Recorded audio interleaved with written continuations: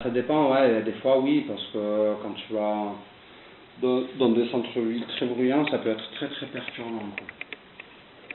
Surtout maintenant avec tous les travaux qu'il y a et tout, que ça peut gêner énormément, quoi. Ou dans un endroit où ça circule beaucoup, ben, ça peut désorienter en fait. D'accord. Donc après, c'est à nous de prendre en compte tous les différents sons, parce que ça peut nous aiguiller, quoi.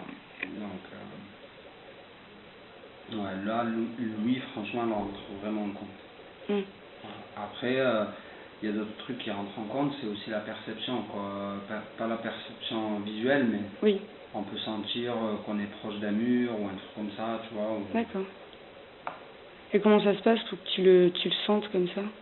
Bah, tu le sens parce que bah, tu le sens par rapport, ça peut faire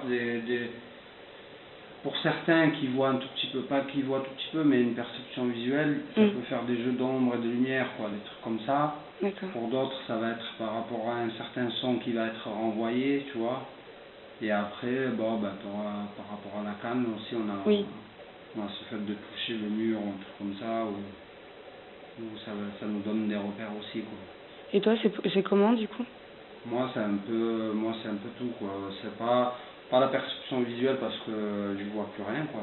D'accord. Mais tu peux le sentir. Je sais pas, tu peux le sentir quand. Ouais, c'est vrai que ça fait un genre c'est surtout par rapport à. Ça peut être par rapport à un déplacement d'air ou un truc comme ça, même quand une personne passe à côté de toi, ah, ou oui. un truc comme ça, quoi, tu vois. Ah, oui. Minime, quoi. Après, bon, ça peut être par rapport au mur et tout, c'est surtout par rapport au son que ça renvoie, quoi. Et c'est vrai, quand je te filmais, j'avais remarqué qu'il y avait des poteaux dans le trottoir que tu connaissais déjà. Ouais, voilà. Après, ça dépend des chemins que tu connais, tu sais à peu près où sont les obstacles. Voilà, c'est ça. Voilà. Après, dans des endroits où tu connais pas, c'est sûr que là, tu vas aller plus doucement. Tu as la découverte.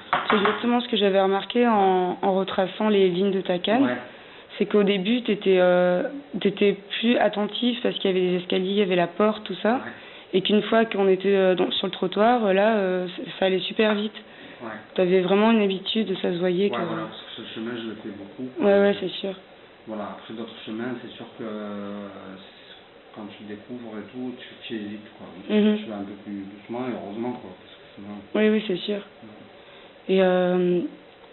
Et quand, oui, parfois tu ressens, je sais pas, de l'angoisse ou de l'inquiétude quand tu te retrouves dans un endroit bruyant ou... Ouais, franchement un peu, ouais. Moi, je sais que dans des endroits très bruyants et tout, c'est vachement perturbant. Ouais. C'est vachement perturbant parce que je peux te dire que tu vas dans un endroit que tu peux aller sur la route sans t'en rendre compte, tu vois, ou tellement même quand il y a du monde, hein, des fois il y a des endroits où il y a beaucoup de foule, ben,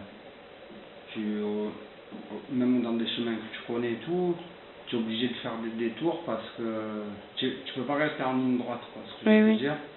Comparé si à un moment ou un autre il est vide, que tu connais, que tu traces dedans, mais s'il y a du monde au milieu et tout, tu es obligé de slalomer et des fois ça te perd un peu, quoi. Oui, c'est sûr. Ça te perd un peu dans tes repères et tout. Donc, voilà. Et la sensation de toucher, elle est, quand tu dois toucher certains objets pour te retrouver quelque part, tu ressens ça comment? Certains objets? Oui. Par exemple, ceux que tu connais pas, par exemple... Mais dehors, tu veux dire Ouais, même dans ton appartement, ou quand tu es chez quelqu'un d'autre, ou tu n'es jamais allé dans un appartement que tu connais pas Après, ça dépend, les objets, si tu les as déjà vus, ou... Là où ça peut servir de repère aussi, ouais. Aussi. Ouais. Si c'est des objets qu'on ne bouge pas, ou un truc comme ça, ouais, ça peut tout à fait servir de repère. Même dehors, hein, franchement, dehors, il y a des trucs, des fois, où tu te repères par rapport à, je sais pas, moi, par rapport à un poteau, tu sais très bien qu'il est là, tu vois, par rapport à une plaque d'égout, je sais pas, moi, par rapport ici à l'entrée, par exemple, je sais que il y a ma plaque d'égout, là, elle est juste au pied l'entrée de la porte. Ah ouais. De l'entrée, ouais. Tu vois, c'est des choses que j'ai pas remarquées, tu vois. Parce que c'est normal, parce que vous êtes basé sur le visuel, vous avez direct la voir. Moi, je sais que cette plaque d'égout en particulier, elle fait un bruit particulier quand tu passes dessus, tu vois, c'est vraiment des astuces que tu prends comme ça, quoi. Et après, ça devient des habitudes. Après, ça devient des habitudes, ouais, exactement. Ouais. que voilà, par rapport au début, là, quand j'ai emménagé ici, tu as 2 portails, ils se ressemblent, quoi, tu vois. Tu as 2 entrées, là, celle de 52 et 54. C'est vrai. Au début, je touchais par rapport à la poignée, tu vois. Ah. La poignée de celle-là, elle était différente de l'autre.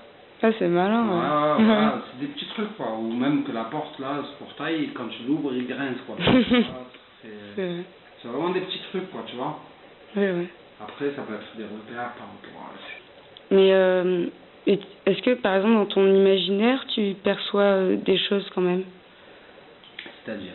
Tu sais, comme quand tu rêves, tu vois, voilà. Est-ce que ça se passe comme ça tout le temps, par exemple? Ouais, après, au bout d'un moment, oui, parce que moi j'ai perdu la vue quand j'étais enfant, hein, quand j'avais 7 ans. Quand j'avais perdu la vue, dans mes rêves, j'y voyais encore, mais parce que c'était tout frais, quoi. Oui. Mais maintenant, quand on rêve dans l'état où on est, quoi. Faut pas penser automatiquement, quoi. D'accord. Ouais. Du coup, quand on te parle, par exemple, d'un objet, tu arrives à le visualiser ou... Oui. Ouais. Surtout que les objets, après, la plupart des objets, on les a vus, on les a touchés et tout. Après, il y a d'autres objets, c'est vrai que si on n'a jamais vu tout, on aura du mal à visualiser. D'accord. Même si on nous le décrit, il n'y a pas mieux que de l'avoir vu de l'avoir touché, de l'avoir, tu vois, de l'avoir exploré, quoi. C'est sûr, oui. Ouais. D'accord. Parce qu'après, ça peut être très abstrait, quoi, si tu n'as jamais vu un objet. Et oui, c'est ça, oui. Et c'est aussi intéressant, cette vision. Ouais. Parce que nous, on a quand même... même si c'est plus facile dans le sens où la société, elle est faite pour... Mais en soi, voilà, on a quand même... on perd quelque chose parce qu'on vit dans un monde déjà tout fait, tout tracé. On peut pas inventer, on peut pas imaginer autre chose, tu vois. Alors que peut-être quelqu'un qui n'a jamais vraiment vu, peut-être que lui, il peut carrément voir autre chose, un truc qu'il n'y a pas autour de lui. Ouais, voilà. On peut s'en imaginer des choses après, si on ne le voit pas. Mais après, voilà, ça ne va pas correspondre à la réalité. Oui, mais qu'est-ce que c'est la réalité? C'est pas... Voilà. C'est la réalité, si vrai. Toi, c'est ce que tu vois, c'est aussi une réalité. C'est ça qui est vachement intéressant. C'est qu'est-ce que tu imagines? Comment, par exemple, si je te donnais demain un objet que tu n'as jamais touché, jamais vu, qu'est-ce que tu verrais, tu vois, qu'est-ce que tu visualiserais dans ton esprit, quoi? Ouais, c'est vrai, ça a dû m'arriver. Ouais.